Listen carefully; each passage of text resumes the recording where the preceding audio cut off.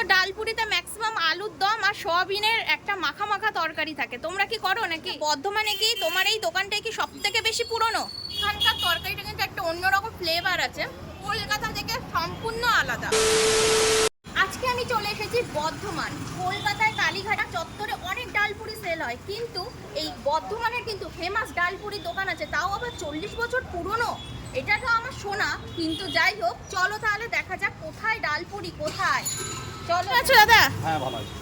তো আপনার এই দোকানটা কত বছর? আমার এটা 2 বছর কাজ। আচ্ছা। একটা ব্রাঞ্চ আছে সেটা 40 বছরের পুরনো। 40 বছরের পুরনো?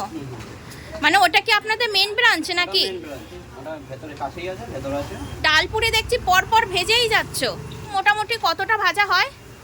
ওইটা কোনো ইয়ে নাই, বিক্রির উপর নির্ভর করে, যতটা এরকম লাগে, সব দিন সমান লাগে না।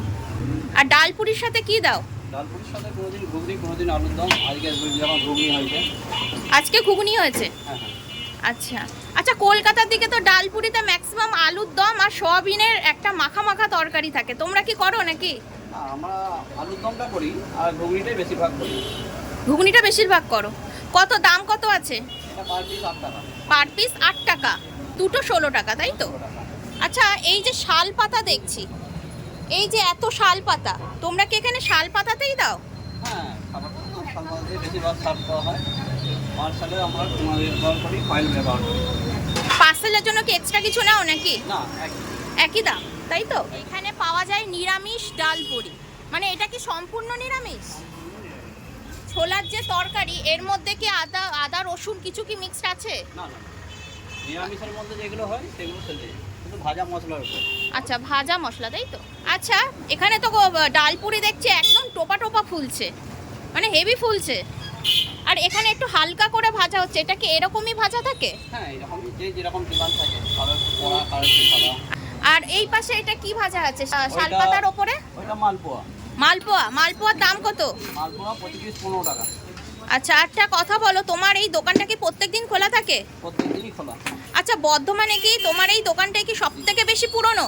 না, আমার এটা 2 বছর কাজ। আর একটা ব্রাঞ্চ আছে সেটা 40 বছরের পুরনো। কত পিস দাদা? 8 টাকা। 8 টাকা কিনতে দাও না?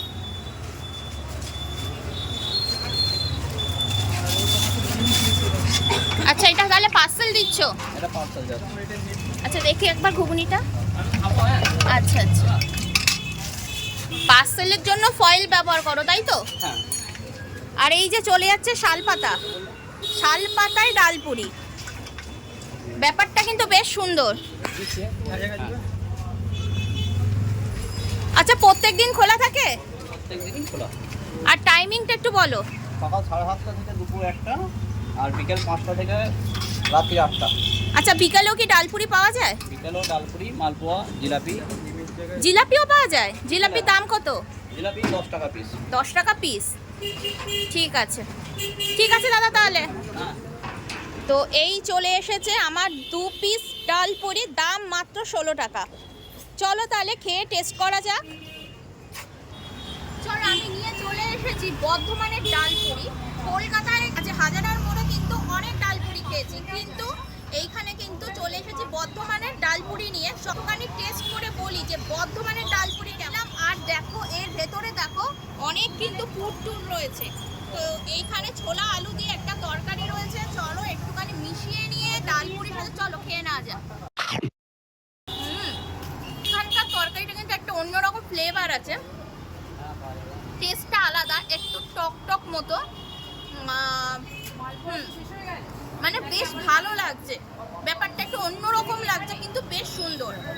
আর একটা বাইট দিয়ে নেবো ডালপুরির সাথে মিশিয়ে। চলো তাহলে খেয়ে নি। একটা অন্যরকম কিছু একটা আছে, যেটা খেতে খুব ভালো লাগছে, কলকাতা থেকে সম্পূর্ণ আলাদা। চলো তাহলে, এরকম ডালপুরি খেতে কিন্তু তোমাদের বর্ধমান চলেই আসতে হবে। আর ভিডিও দেখে ভালো লাগলে কিন্তু অবশ্যই লাইক কমেন্ট শেয়ার আর সাবস্ক্রাইব করে দিও। চলো তাহলে, টাটা।